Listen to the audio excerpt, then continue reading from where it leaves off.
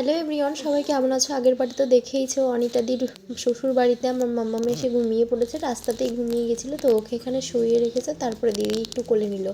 দিদির বিয়ের ভিডিও বা দিদির বিয়েতে কেন যায়নি সেটা তোমাদেরকে বলবো। দিদির বিয়েটা হয়নি ওভাবে, দিদি ওকে ভালোবাসে তাই চলে এসেছিলো ওর সঙ্গে, এক কথায় পালিয়ে চলে এসেছিলো। তো তারপরে চলে গেলাম বাড়িতে। আজকে আমরা বাড়ি চলে যাব, বিয়ে বাড়ি ফাঁকা হয়ে যাবে। কলকাতার নোয়া দাদু আর নোয়া দিদুন আর ছোট্ট বনুটা সবাই বেরিয়ে যাচ্ছে। তো এটা হচ্ছে নোয়া দিদিমা, আর ওখানে সবাই দাঁড়িয়ে আছে। আর এটা হচ্ছে বুনু, সবাই মাম্মামকে ওকে আদর করে দিচ্ছিল যে আজকে বাড়িতে চলে যাবে সবাইকে।